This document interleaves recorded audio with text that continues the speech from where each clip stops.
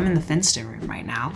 Blue high pile, pink chair. I'm in the Finster room because it keeps raining, and my room is like a little shed hovel thingy. It's not really a shed. We have a porch in the house, and I'm in the porch, and the rain is very loud, so I cannot record. Finster is asleep, so he has no authority. Hi, I'm Icky. I wanted to talk about how old is too old to transition. I did a TikTok about this recently, and it was very short. I didn't really talk about all that much, but the very short answer is no age. Any age that you are alive is not too old. There are examples of people transitioning just before they die, which is kind of awesome. Even they knew that they wanted to go authentically. They wanted to be their authentic selves when they passed away. Your hormones affect you your entire life. So the longer you're on testosterone, the longer you will change. If you transition and you take estrogen, the more time you're on estrogen, the more your body will change. There have been noted effects of HRT for like over 10 years. Like, you'll still get changes, boobs will still grow, tons of different stuff. There's no like biological limit. You will get changes no matter what age. You will still get puberty, even if you're like, 70, it will still happen. There is still very finite differences between the sexes. There are less than people think there are. HRT, magic transformation drug. For 99% of the people that take it, you will become feminine. It just has to happen. Your skin will get softer, your weight will distribute, will grow boobs, all of that good stuff, no matter your age. Now, obviously, it's kind of a genetic lottery. There are some things that are going to be harder if you've gone through puberty. You're going to have like a brow bone or whatever. You're going to have like an Adam's apple. Like, your shoulders will be wider than your hips most of the time. A lot of it can be negated with fat distribution and exercise. HRT really does change a lot. The only issue is that it changes it kind of slowly. You have to be patient and you have to wait. Because like by the 1 year mark, you're like, damn, everything should have happened by now. And it's like, I would say it's like 3 before you're like, okay, I'm chilling. 3 years is like the point in which you can really relax, maybe 2.5 if you're lucky. It's your own personal journey. Your mileage may vary. Tiny little changes are happening that is like hard to notice when you see yourself every day, but really easy to notice in retrospect. Is there anything you can do to stop this from happening?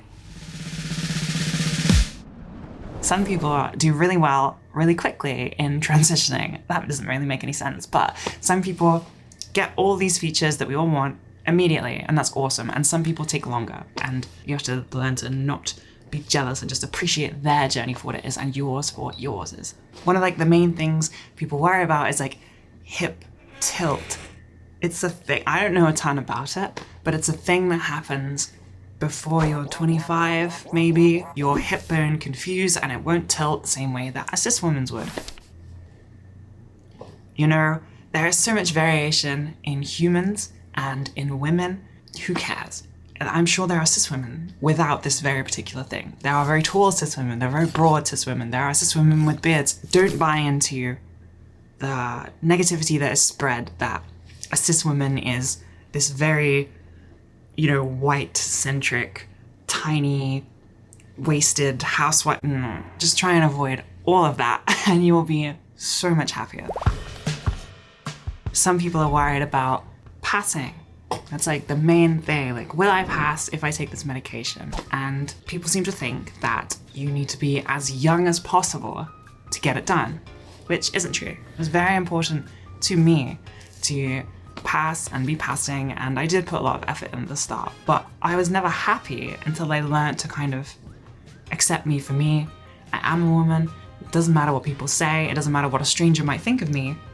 It's going to be true no matter what. It's your personal identity. It's your personal journey. You don't have to care about any of that. It doesn't matter.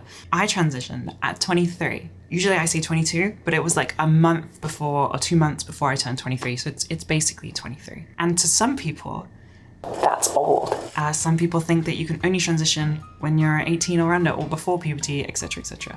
And to a ton of people, I'm sure a ton of people watching this video, 23 is really young. I get tons of messages that are like, I'm 18, is it like way too late to start? Have I missed it? What? No.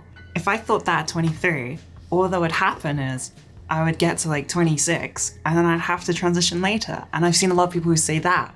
They thought that they missed the boat, so they waited, and then they realized that they just couldn't not, and then they had to do it later than they originally could have.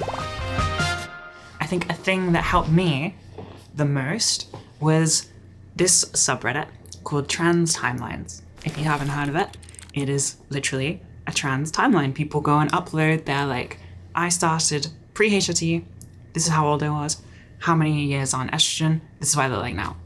Awesome. There is a huge range of people on that subreddit, all kinds of ages, 20s, 30s, 40s, 50s, and tons of passing people to really enforce to you that it is possible. I followed somebody on Instagram who was non-passing. They looked amazing, but they weren't, they weren't quite passing at their point in the journey, and they didn't care. They were very confident and they were very happy. And that was one of the main things to me that was like, oh, awesome. I don't really have to look perfect. I will be happy. I feel really fortunate that I fell into that rather than into the complete opposite, which is like, I have to pass to be happy or whatever. I watched like Money Machine, 100 Gags, the video with Lloyd Les in it. She was awesome. Pre like HRT, I'm pretty sure at the time, and that was so cool. I thought she was awesome. I couldn't tell her gender. It was really fucking cool. She was wearing women's clothing. I just wanted that. For me personally, I am very binary. I am very female. But at the same time, now that I'm 3 years in, I like my androgynous features. I like my face shape. It makes me look more unique. If you were to look at models, for example, a lot of them, and a lot of the successful ones, are quite androgynous looking. You don't just see the most female person in the world. A lot of them have small, like, hips and wide shoulders and just kind of androgynous features. It's awesome and it's celebrated, and I think the hardest part about this whole journey is not your starting point or the taking the medication or whatever. I think it is the mental journey of just kind of being patient and more like coming to terms with yourself.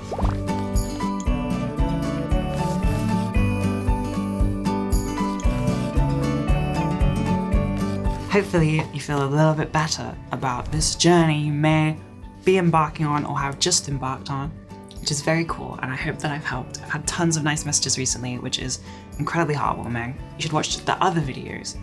There are stupid videos where, me and my boyfriend just do dumb stuff, but there are helpful, informative videos that I try with, and hopefully they will also help.